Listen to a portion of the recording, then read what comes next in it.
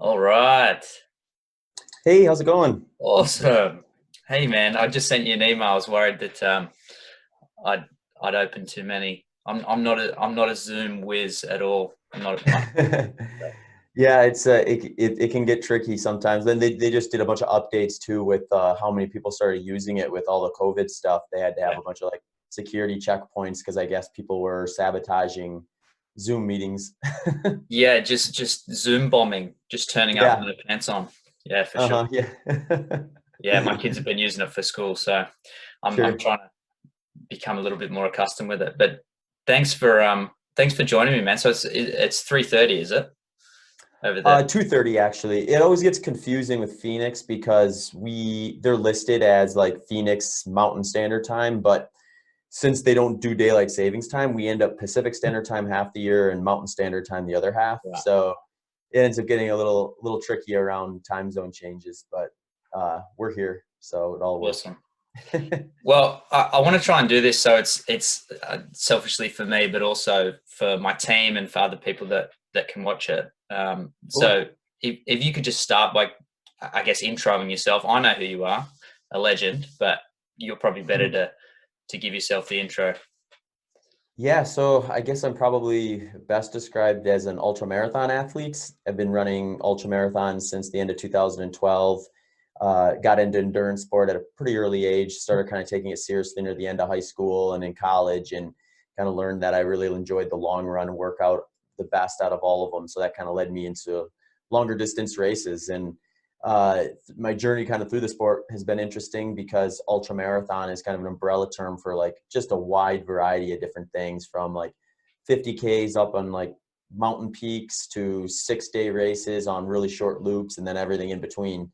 So they're usually, I think most ultra runners end up kind of figuring out like a distance or a train that they kind of favor or that they like to really focus their time and energy on, and ultimately dabble in a lot of it, but kind of zone in on maybe one or two different disciplines within that kind of wide framework. So for me, I really kind of fell in love with just jumping in these really fast runnable courses, specifically the 100-mile distance stuff, when I did a race similar to that in 2013. So since then, I've always kind of made it part of my training season to kind of try to peak for a fast runnable 100-miler at some point. And yeah, so it's been quite a journey. I've last year I think was probably my best racing season I've ever had. I ended up breaking two world records for 100 miles and then distance run in 12 hours with 104.88 miles, and just having a pretty solid race season throughout a variety of different cool events like the San Diego 100 mile, the JFK 50 mile, and then I did 100K at the end of the year at the Desert Solstice Track Invitational. So it was a fun way to end the year, and now I'm just kind of taking a step back from racing as everyone is, with a lot of cancellations and things, but staying on top of training. And I'll actually be doing a treadmill ultra marathon in the next couple of weeks just to kind of find an outlet for my energies this time around. Yeah, I saw that, man. I think you were saying that'd be your longest time on a treadmill, yeah? Yeah, the furthest I've gone on a treadmill, I think, is about 30 miles. Yeah. So I've been putting a little more time on it the last few weeks. I did a 22 miler followed by a 21 miler last weekend, and that was kind of my final like block workout, I guess, for prepping for this particular one. So hopefully I'll at least triple, if not 3.5 times my longest on a treadmill before for that effort, because Yeah. it's going to be 12 hours about, give or take. So it'll be an interesting new journey. I, like many people, probably found out about you watching Rogan, um, and and I've actually, it's been a blessing because I've gone back ahead of this and watched both of them, and I Hmm. must have missed a few bits, or sometimes learnings come to you at different times when you need to hear them. So I watched them just before I had probably my biggest run. Well, it was my biggest run just a few days ago. Oh, Um, cool. but I guess I'll just outline a little bit about why I wanted the chat. I'm the co-founder of an organization in Papua New Guinea. I don't know if you know much about PNG at all. A little bit, yeah.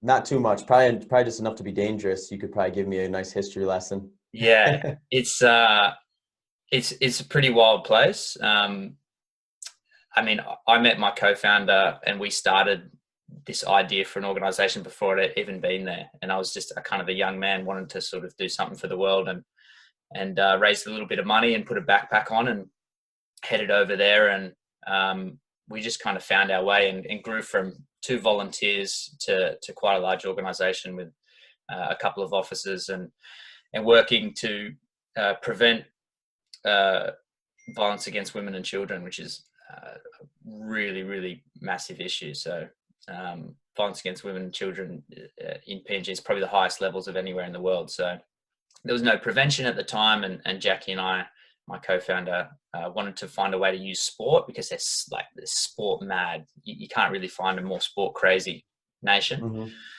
To use that as a vehicle for development and to help people have better relationships. So all Papua New Guineans except for me, all my we call equal playing field a family, very, very close to my heart. But we got to a stage last year where we got political winds changed, some funding dropped out.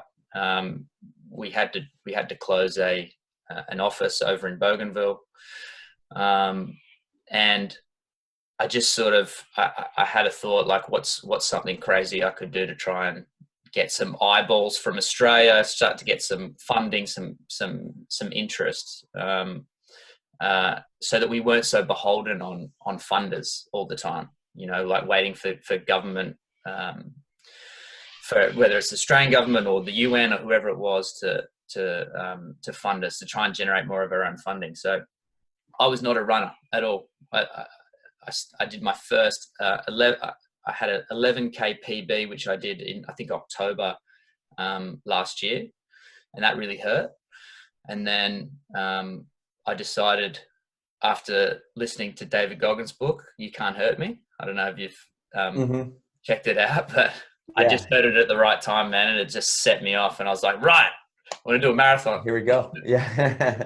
So I ran a marathon, like just distance, just by myself, on an 18-hour stopover in the Solomon Islands, and it killed me. It hurt so bad, but I was just buzzing. I was like, wow, you can just do this with your body. Mm-hmm. So from then, I just thought, wonder what I could do if I could train, and I kind of instantly thought, I'll do Kokoda. So Kokoda is historically really significant. In World War II, the Japanese landed in PNG and started the march forward towards Australia. And really, this track was where Papua New Guinean locals and Australians came together to fight back to fight the Japanese. So it has this real kind of Australian Papua New Guinea connection, just like our organisation does. It's a brutal track. It's 96 kilometres. It's trekked a lot by thousands of people every year as a sort of a memorial, and it takes anywhere between 4 and 14 days. Usually. So there's a local has the record of 16 and a half hours. It's 96 Ks, 6,500 elevation, between 500 and 2,500 meters elevation. So I don't know if you're good with your meters to feet. Sure. Yeah. Yeah. So if it's 5,000 meters, you're looking at like 1,500 feet of climbing about from a Stanford. That's a big climb for 100K. Yeah, it's a lot. So I've stepped foot on it. I wanted to go there. I got a day pass to do it. Usually you need to do all this stuff, but I've stepped foot on the start of it, and I did 26K. So I went in and out, and it was brutal. It was sticky and hot, and you have to do river crossings. It's a real challenge to replicate. But I guess I'm committed to do it without sleeping. That was my thing. I thought Kokoda, no sleep. Nice. So going from zero, the plan is still, we're still holding out hope, and we'll modify when we have to. But the plan was to do it from within a year from when I started running, which is the end of the Kokoda season before it gets too rainy. So I'm aiming for before October. And I'm currently at, I just did a 60 kilometer. That was my longest. And I did a 3,750 meter elevation in that time in 10 hours and 20 minutes. Okay. Wow. That's a big effort. Nice. That smashed me. So that was 3 days ago. So I'm recovering pretty So you're well. recovering. Yeah. But yeah, I guess I want to talk to you because you're a master, and I know you do a lot of coaching. And I guess I've had a few questions watching you on podcasts before, and that you've almost gone to answer. And like Joe, a couple of times, like took you on tangents. Come back. So, Yeah. mate, if I can just like run through some of those questions and then maybe get an idea from you, like what really I should be doing, because I'm just doing things ad hoc. I'm trying to listen to you and other people and just kind of throw together a training routine. Yeah. No, let's go through them. So the first one is, so I do, I have a coach, his name's Ben Patrick. I think he's a real innovator in the space of knee health.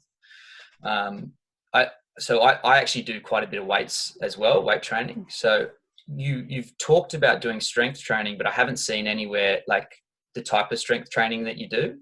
I do some sort of unconventional stuff, but a lot of knees over toes stuff, which he kind of really pioneers. I'm wondering what you do in the gym outside of running. Yeah. Yeah, the strength training thing, I agree. I think it's important. I think sometimes gets a little neglected by runners because it feels like it's so far away from specific. And where I think a lot of times runners maybe go the wrong direction with weight training is they kind of think in the same mindset as they do of distance running. And they're like, well, I'm going to go grab the 5-pound dumbbells and crank out 1,000 bicep curls or do push-ups, sit-ups on the ground and stuff like that. Whereas, my time in the gym, I like to call like brief but effective. And I focus kind of a lot on just like the fundamental stuff. So like squatting, deadlifting, some kettlebell swing type stuff are kind of my go-to foundational movements. And I'll do some resisted core movement and things like that too. But that's kind of where I like to kind of structure a lot of my strength work is with those type of lifts. And, I won't always go into the gym and put a bunch of weight on like a straight bar or anything like that to deadlift or squat off of, but I'll be mimicking those mechanics or those movements with what I am doing. So at home, I've been using this product recently called an X3 bar that has like a hard like plastic plate, and it's got these like incredibly like resisted rubber bands tied to this like metal chalice that has a swivel on it, so you can like replicate like a deadlift with that. You can replicate squats with it, but I prefer to squat more. If I'm going to do squats, I'd rather just have weight over shoulder, I think, than the X3 bar thing. And then kettlebells, I think, if I don't have a kettlebell at my house, I'll use them at the gym sometimes when they're open. But when they're not, I have like these adjustable dumbbells that go up to about 55 pounds each. And then I can mimic a kettlebell with those. So I think those type of movements, those low rep, higher weights, like relatively speaking, I think you want to make sure you have the form down and things before you start moving weights around. But once you kind of get that practice in place, aiming for those lower rep ranges of less than 10, and I'm oftentimes targeting like 5, 6, or 7 reps or something like that, is actually probably a little better served for running, in my opinion, because it's going to kind of focus in on strength. And it's not going to just be doubling down on what you're already doing by going out and running, which is just like really tiny micro contractions, essentially. Yeah. So yeah, and I think like from a benefit standpoint, runners, although you probably might be the exception with the amount of climbing and descending you're doing, a lot of undulating on those trails, I'm sure you're getting a fairly diverse muscle contraction, I would think, doing that sort of variety. Whereas you get a runner like myself who's focused a lot more on flat, hard pavement type racing and training. For me, like I can get very dominant in certain areas from just doing the act of running. So what I like to do short intervals earlier in the season, I like to focus on some strength work throughout to kind of keep that balance in there and help with a kind of injury prevention almost at that point by keeping the balance in place and all that stuff. Yeah, my rationale for it was I was watching what Ben was doing and tried to translate it to. He was talking a lot about how injuries happen at that from deceleration, Mhm. and the kind of scuffing of the. I was watching the mechanics of a video one day, and I was thinking, the type of stuff I do, there's a lot of downhill, and Mhm. that's like, it's probably the same for you. I know it's a lot for other runners, but the downhill is where it Yep. real struggle. Your knees are not feeling great. So I was looking at the mechanics of that, and he does a lot of, so like, I mean, I do it 4 times a week, a lot of different stuff, but like I'll be doing calf raises, but then I'll do like tibialis anterior, so stuff. I don't know if you know that, but you're lifting up you're against the Mm. wall and lifting up your toes, so you Yeah. like you working your shins, I guess. And some stuff on the ankles, but then like Nordics instead of Nordic curls for hamstrings, and then working on the hip flexors as well, and then a bunch of knees over toes squatting stuff. And I was doing that because I've had a knee operation many years ago.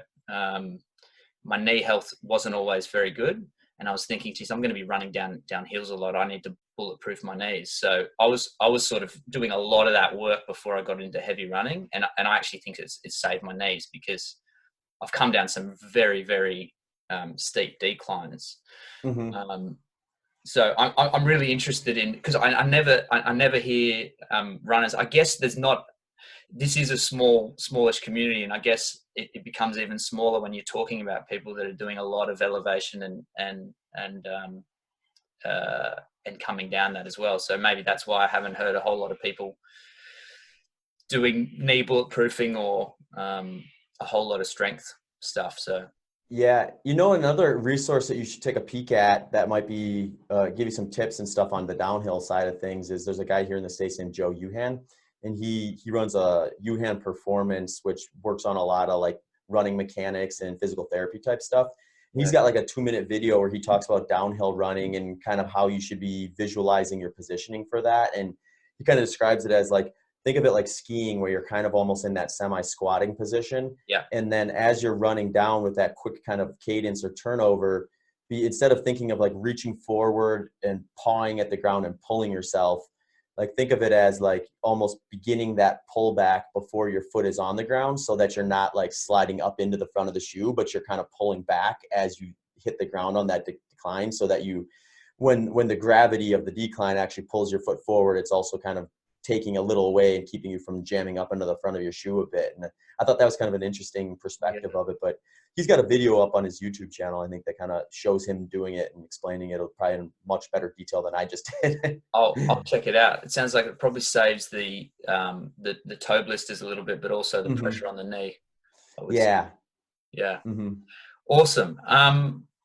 My next question, so I'm going back in between my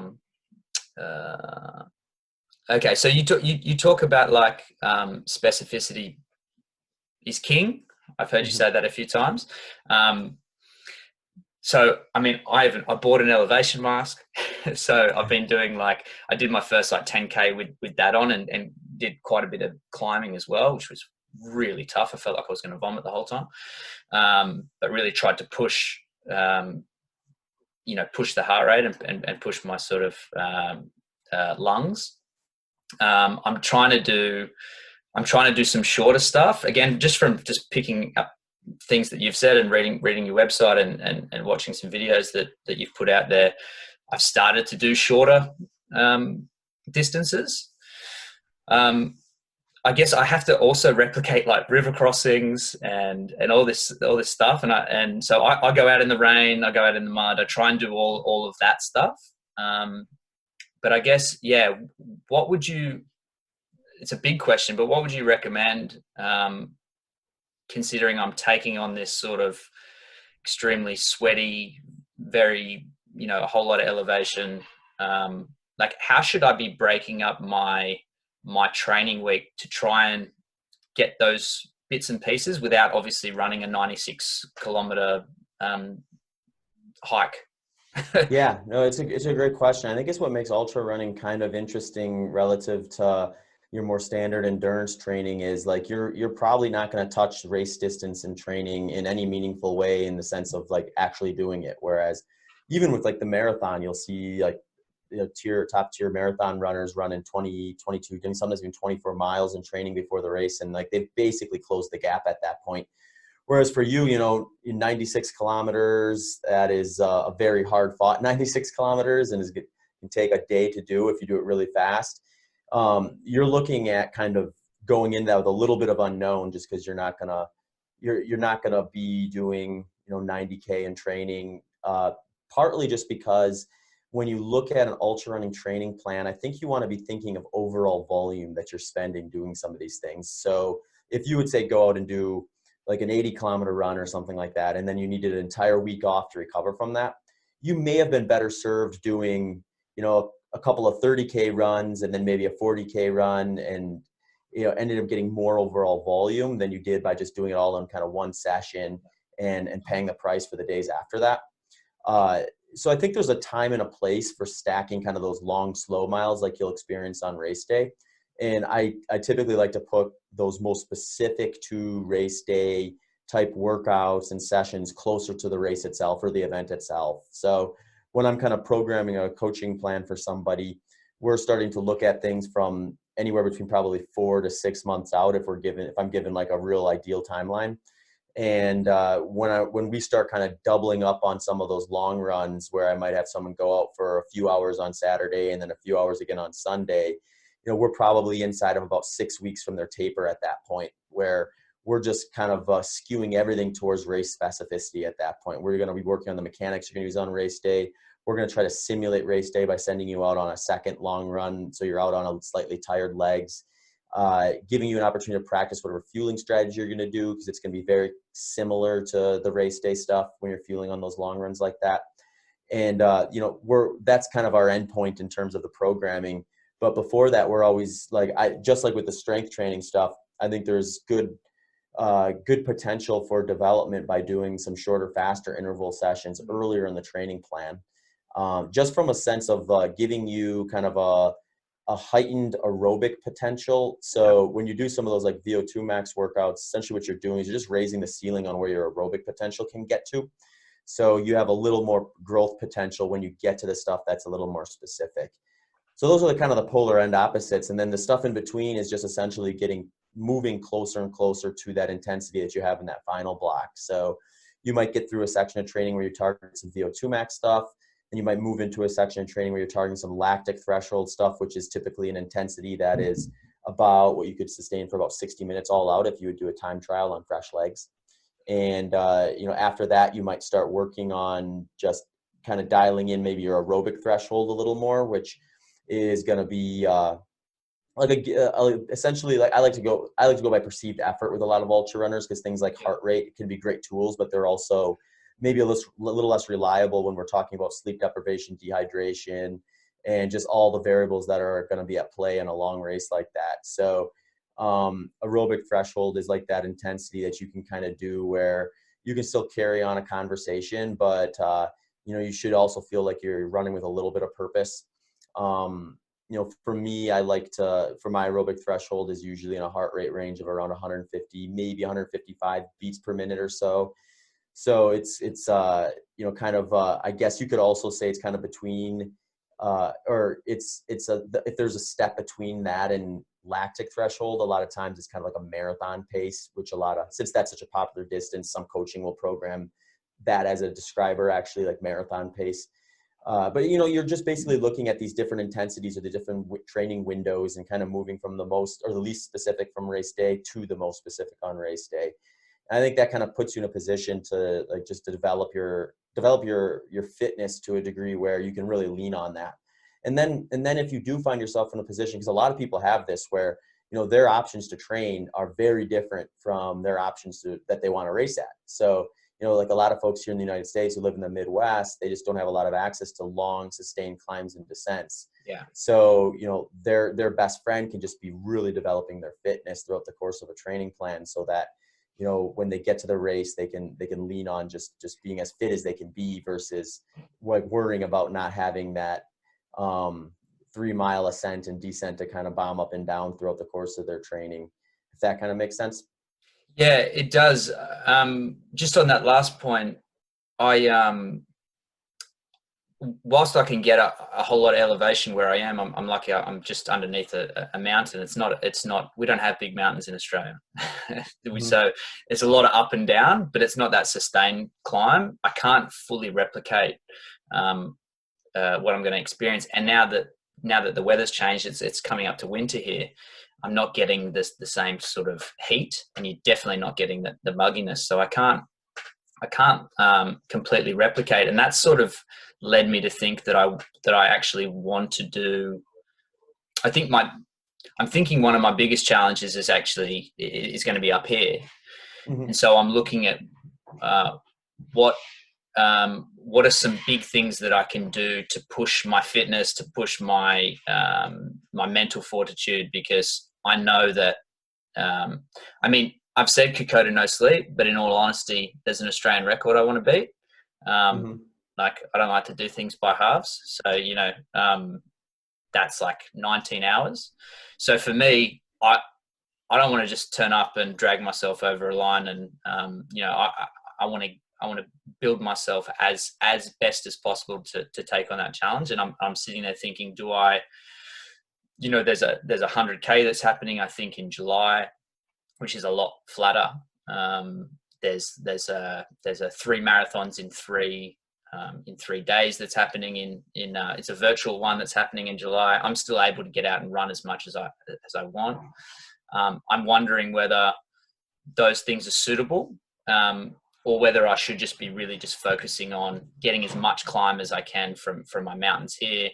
There's a few other places that I can go in Australia that might be a bit more suitable. Um, yeah. Yeah, no, it's a great question, and I think like you hit on something important when you talk about the mental side of stuff because, one thing I kind of half jokingly tell some of my coaching clients is like, because they'll ask, well, what's the best workout for like this 100 miler I'm doing or this ultra marathon I'm doing, and I'll kind of jokingly say, well, the best workout is probably the one that's going to have you the most mentally strong at mile 80 or at that last 20%. So like there are things I think you can do that are maybe a little more a little different or vary from kind of a traditional approach or the norm maybe, that if it can increase your mental confidence on race day can pay off in a pretty big way. So I think especially if you have a little bit of a longer timeline too, like you have some opportunities. You don't have to, when I said like be careful about kind of overreaching on specific things, you can do that from time to time. Uh, Bumped my microphone for a second there. Um, you can still do that stuff from time to time. The way I kind of structure my training throughout the year is I'll do 6, sometimes up to 8 events in a season. And usually kind of my rule for myself is I can pick 2, maybe 3 that I'm going to show up ready to just like put it all out there and kind of just accept how badly I'm going to trash my body during this race and accept the recovery that's going to be required after that, both physically and mentally. And then the other ones are just kind of like really good fitness tests or like very high caliber long runs where I'm going to kind of hold myself accountable to like not push past maybe 80% of my full potential on that race course. And it gives it there's some potential benefits for doing that sort of stuff, I think, from the mental standpoint, because for one, you get a lot of time on feet. So you kind of work through that process of like, oh, why do I want to be out here? And then kind of convincing yourself to keep going type of a mindset that you're just going to have ebb and flow throughout the course of a long day. And also just the stuff like before and leading into the race or the event is just going to practicing. Well, what is it? What are my nerves going to be like before this event? Like, how do I manage my sleep before? What are my logistical setup? Like what I do the morning of a race? How do I navigate an aid station, or how do I fuel while I'm running? And all sorts of these other things that are really kind of hard to do if you're not actually in an event that is similar or an environment that is similar to yours. So you can do that, I think, and gain a lot from it in that sense, if that makes sense. Yeah, for sure. I should be writing. I keep thinking of things. I should be writing them down because I forget them by the time you get to the end. Look, I think, I mean, even before this 60K, so I did my first 100K week. I had like a 47 kilometer run with quite a bit of elevation, and then I recovered fairly well. And I was just doing like half marathons, and then I did, I think it was 106 kilometer week just after that. My body seems to handle quite a high volume. I actually put that to, I actually think it has a lot to do with that strength training. But I also, I mean, I think I eat really well. I mean, I'm mostly carnivorous, a whole bunch of bone broth and organs. And I mean, I was a vegetarian and vegan for 17 years, and I was basically a crippled mess. I mean, my spine, my body, my back, I'd throw my back out constantly. I couldn't even imagine that I would have been able to run 10Ks. So I actually I think there's a ton in what we eat. And then also I use, that's another question. I mean, I use a sauna quite a bit. I use a lot of heat to recover. And so my sort of philosophy is like heat and good food for my recovery. I saw you talking about using baths. Do you use sauna? Do you use ice baths? Anything else for recovery? And like the next day, for example, after this big one, I went for a really light bike ride with my daughter. I've had some walks, mobility stretching stuff, and I think probably by tomorrow maybe have a jog. Like, what's your recovery from something big to help you move into the next one? That's a really good question. I think I'm like yourself, where I think nutrition plays a huge role in that.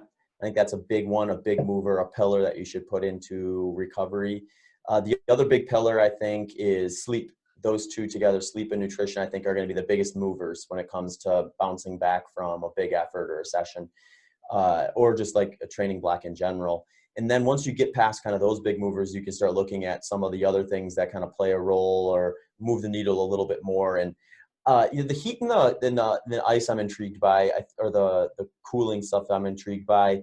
I think with the heat, there's probably some efficacy from like a heat, from exposure to heat in terms of becoming an adaptive type of thing that could potentially help with performance, similar to like training at altitude or something like that.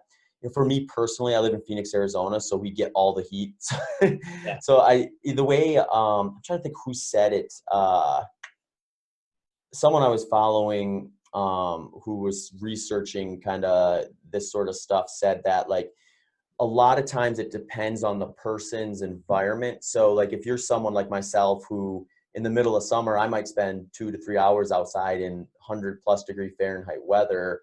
For me to hop in a sauna, I'm probably not going to get a whole lot of extra benefits because I'm already exposed to that. So I should use that time I'd spend in a sauna to do something else productive versus doubling down on something I'm already accomplishing. Yeah. With the ice baths, though, I think that can be a little polarizing, and I think it can be a great way if you have a big workout or a training session, and you need to be ready to go again shortly thereafter to be able to like kind of reduce the swelling a little bit, maybe free up a little bit of mobility in your joints and things like that. So like if I have like a hard workout in the morning and then I'm going to go out and run again that afternoon or evening, or I have a big workout in the morning, I'm going to have another big one the following day, I might mix in some of that stuff just so I can kind of push back that inflammatory process a little bit or that swelling process a little bit.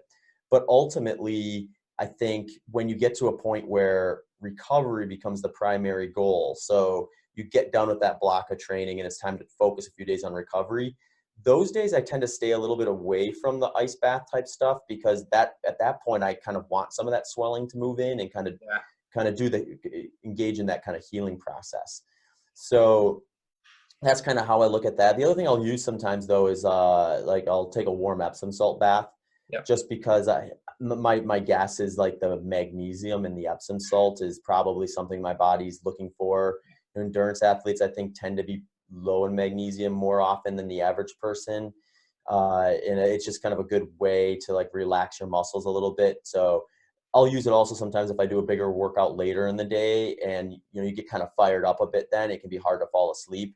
And sometimes soaking in that can kind of calm you down a little bit. So, when I'm trying to get to bed a little earlier than my body's wanting to, or before a race, and you kind of have to get up super early in the morning, so you want to try to get to bed at a decent hour. I use some of those kind of tricks to try to help with that a bit. I feel like if I can get in a sauna in the evening, I sleep way better. I've been some protocols have been shared with me doing contrast. So I'm lucky that I have a gym that has a sauna, and when all this isn't happening, often has the ice bath going. So you can actually move between the sauna and the ice bath, and actually do so you'll do like 20 minutes in the sauna, hop in for a minute and a half in the ice bath, hop back in the sauna, back in the ice bath, back in the sauna, and actually just only from personal experience, and I haven't coupled this with like really like big runs, you know, where I feel a lot of damage, but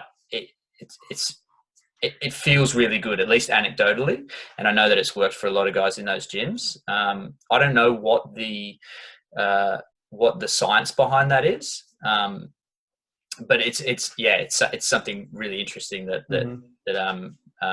I'd like to kind of keep exploring.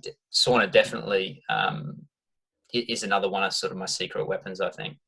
Sure. And I think if nothing else, with the hot cold contrast stuff, what you're probably doing is you're probably generating a lot of blood flow into your extremities. And, you know, when you get these areas in your body that tend to be a little more stubborn to catch up because they're a little further away in terms of getting that blood flow and those nutrients that are coming with it down there. So if you're jumping in and out of a sauna and an ice tub, your body's probably pumping blood, you know, everywhere pretty fast. So it could be that like you're just getting those areas of your body, like the nutrients they need at a little quicker pace by kind of circulating that a little faster. But it's interesting stuff. It's was it Northern European? Was that Sweden or Finland that started the the sauna? They'd roll around in the snow and then jump in a sauna or something like that. Yeah, or the opposite. I'm not sure what order. Yeah, well, I mean, blood flow. You know, the blood is healing. You know, so getting blood to the places where you have damage is obviously healing you. So yeah, I mean, again, I should give a shout out to my gym, Ghetto Movement Legends, and it's the same for Ben Patrick, my coach. He there's a lot of work on stimulating blood flow before strength work. You know, stimulating blood flow to the knees before actually putting load on them. So. Another question I had, which you sort of brought up in there, was around. I think do you use Tailwind or you use something like that product? I use a product by a company called S Fuels, and they make kind of a variety of products, but they're kind of in the high fat, low carb sphere for endurance athletes, but with the mindset that there's a good efficacy for small amounts of carbohydrates at the right time. Okay. So they kind of make a variety of products that are more lifestyle or training based, that are more fat centric. And then they make a line called Race Plus that I'll use like on race day or big like race simulation workouts, where it's mostly carbohydrates. I think it's like about 16 grams of carbs to 4 grams fat and then a gram of protein, and some L-glutamate in there. And that is what I'll use kind of when I'm out there for a race, and bring back a little bit of that carbohydrate in the strategic manner. So, okay. So this is, I guess, a big question set that I want to get to, because again, like you got asked, what do you, I think Joe said, what do you have before a race? And you're like, I usually have a big steak, and then it moved off. I was like, oh, okay. What else? What's going on? So, you know, there's always this talk about carb loading. I used to really focus on being keto. I found that it messed with my head a little bit. I was way too focused on every little bit that I was eating and making sure I was, you know, am I in ketosis? I wasn't really, you know, I was going by feel a lot of the time. And I just found it was taking too much. It was too mentally taxing and taking too much away from things. So now I just eat a lot of meat. There's a lot of fat in that, a lot of proteins, a lot of good stuff. I'm kind of pretty happy where that is. But then, you know, there's so much of the space talks about the need for carbohydrates, running. I know that what you've talked about is basically if you're doing longer runs, that's when you need to tap into those as a fuel source. I guess what I want to know is, as you move towards these bigger races, I know that you're mostly fueled you know, using ketosis or like a ketogenic diet or something close to that, I believe. Sorry if I'm getting that wrong. But as you move closer, are you carb loading, the days before a really big one, or are you simply just reintroducing it on the day? Yeah, usually what I'll do when it comes to kind of the week of a race is I'll start kind of thinking about like kind of my nutrition about 7 days out or so. And the first like 5 days of that, I'm going pretty classic ketogenic low of like, 50 grams or less carbohydrates, and just keeping that really kind of nice and tight. And then once I get maybe about 2 days out from the event itself, so if it's like a Saturday morning run or race, and on Thursday evening, I'll maybe start reintroducing kind of some carbohydrates that I would have during kind of my peak training phases. So for me, I'd focus kind of on like potatoes, like sweet potatoes, berries, melons, raw honey, that sort of stuff tends to be kind of my go-tos for that. So I'll bring those in for like, dinner on Thursday, maybe a little bit for breakfast or brunch on Friday, and then dinner again that Friday night. And then when I wake up the morning of the race, I usually stick mostly to fats and proteins for longer efforts. Essentially, what I'm trying to do there is leverage the overnight fast. Yep. And I'm going to want to get some fuel in before the day itself, just to, because you're going to inherit a pretty big calorie deficit over the course of a 100-mile race. So I'll eat probably sometimes, depending on what I have available, I'll eat some like eggs, maybe some bacon. If I'm not feeling like a lot of food because I had a big dinner the night before, maybe I'll do a little more liquid-based stuff. Yeah. I'll like recently I've been using the S Fuels Life or S Fuels Train, which is a powder you can kind of blend up into like coffee or whatever drink you have, and just make sure I get some fat and protein in before I head out. Then so I'm starting the race leveraging kind of the overnight fast plus the higher amounts of fat and protein from the breakfast. So I'm starting that race probably churning out pretty high ratios of fat oxidation. Yeah. And once I kind of get moving, I give myself maybe 30 minutes or so, and then I'll start kind of fueling with the inter-race stuff that's a little more carb heavy relative to what I'd normally eat. And at that point, I'm just basically, my mindset is bring in just enough to kind of defend muscle glycogen. Yeah. I mean, I guess that's probably the goal of any long distance endurance athlete is muscle glycogen defense, because if you keep it relatively intact by the end of the race, you'll have that strong kick versus that like strong desire to be barely moving. So a little bit of carbohydrate, I think, goes a long ways for folks that are able to leverage a high fat oxidation rate like myself and surely you. So, for me, that tends to be in a longer race around 20 to 40 grams, with A races kind of being closer to 40 grams, just as a kind of like, better safe than sorry kind of a mindset. And then, usually I feel like I'm getting enough fuel in to feel strong at the end of the race, but not so much that I'm tempting like a stomach issue or stomach distress. You've given me the missing link there a little bit, because I've been playing around with different things and eating a fair bit of carbs before my longer runs sometimes, and it was feeling pretty good. So I would eat like porridge and this type of stuff in the morning, and I wouldn't run until sort of lunchtime, and I'd get quite a long run in. Mm-hmm. And it was feeling pretty good, but I then tried to move. I wanted an earlier start because I'm going to be starting early most of the time, and not able to run with such a full stomach. So I tried to start the race like fasted, and I was using ketones in the very beginning.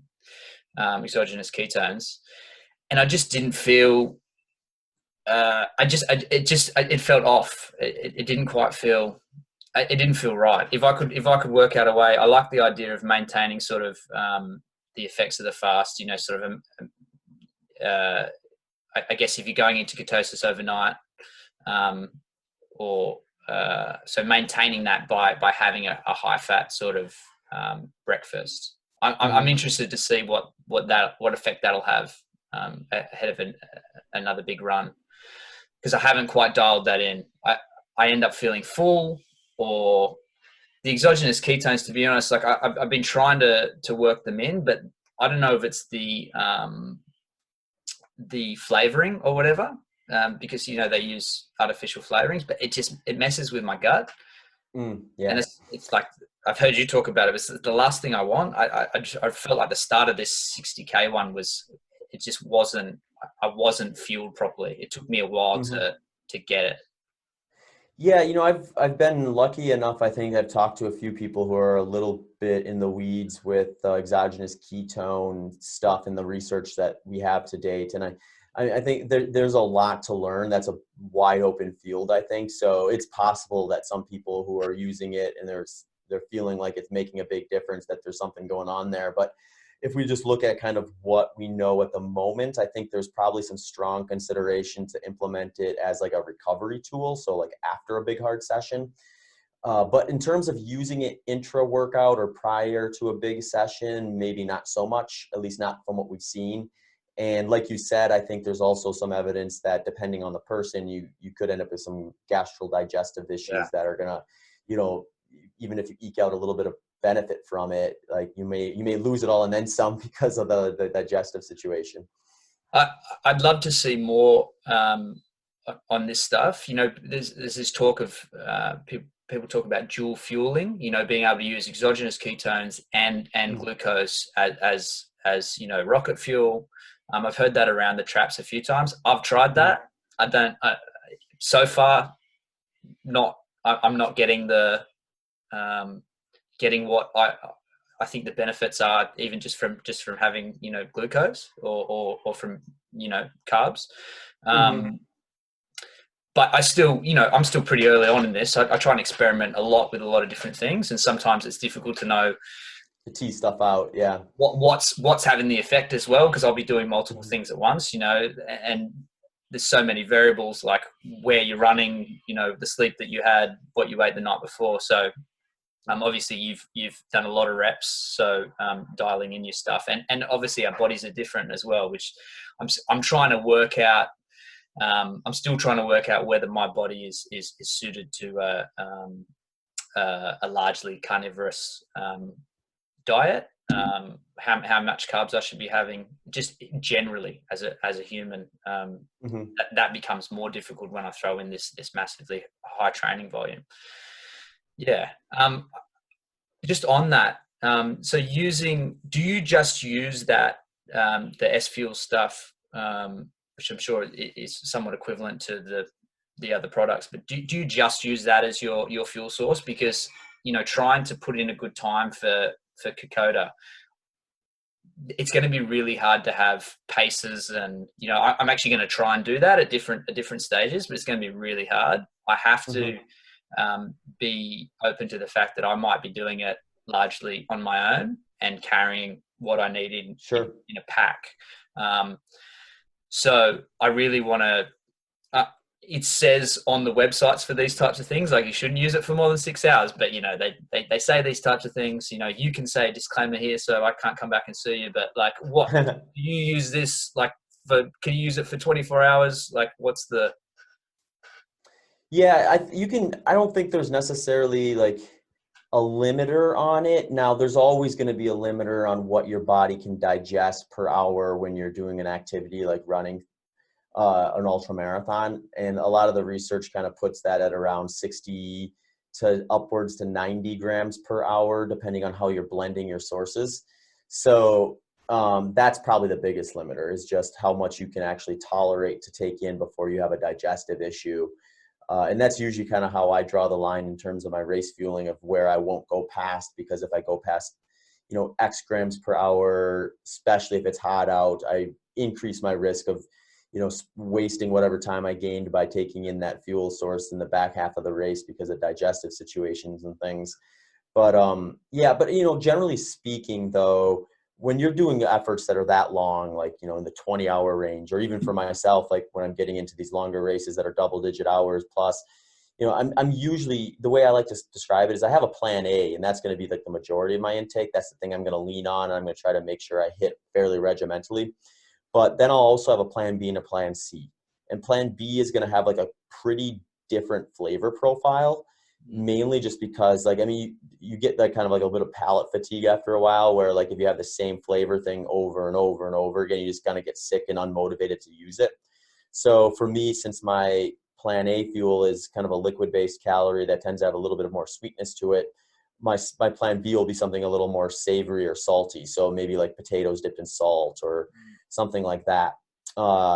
And then plan C, essentially, in a lot of cases for me, is just I take a look at the race website and find out what they have on the aid station tables to try to identify a few things that I think I could lean on if I absolutely need a third source of fuel along the way. And a lot of times it'll be something like watermelon or some fruit or something like that. Maybe some nuts and seeds or something like that if I'm feeling like something a little more savory versus sweet at the time. But that's kind of my strategy going in. And a lot of times that's what I'll tell folks to do, is go in there with kind of a primary goal, things you use a lot in training, things that you know sit well in your stomach, and lean on that for the majority of your fat calorie source. But have a couple backup options too that you can use in case you need it. And for your effort too, if it's self-supported, I think you kind of have to start leaning on some calorie dense stuff where you're going to be able to have like a tight little package with a lot of bang for the buck. And you know, you're also getting up into that time frame where it starts getting to be a little more likely, or a little more possible, that there's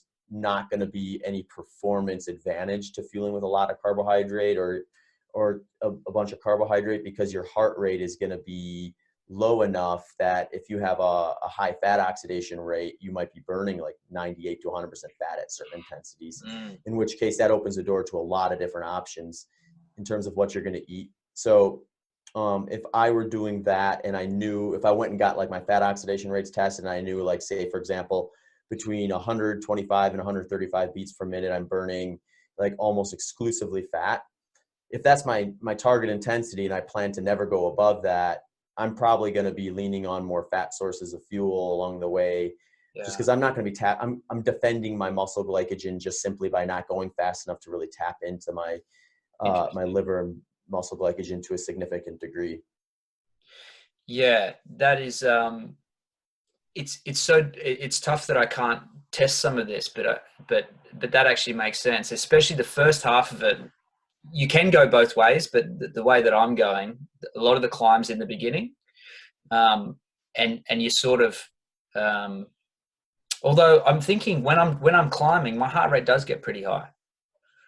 Yeah, that's where it'll get kind of interesting for you, because like it's a lot easier if you have a very controlled environment where like it's if you're like on a short loop or something like that and you have a heart rate monitor on, you can just watch it and say like, okay, don't go over, or you have your watch beep at you if you go over a certain threshold or something like that. But yeah, you're kind of in, and I think there is some variance there. There's a difference between controlled environment racing and like very sporadic or undulating stuff, where like for you might average the same heart rate as you would on a flat surface for the same time, but it may be a blend of like, rather than averaging 130 beats per minute, you might have bouts of 160 and then bouts of like 110, and it all just kind of averages out to be the same. But then you're going to be hitting your glycogen stores a little bit from that increased heart rate on those climbs, most likely. So having some carbohydrate source is probably not a bad idea. I think this last one I averaged 144, but that was 186 to low 100s.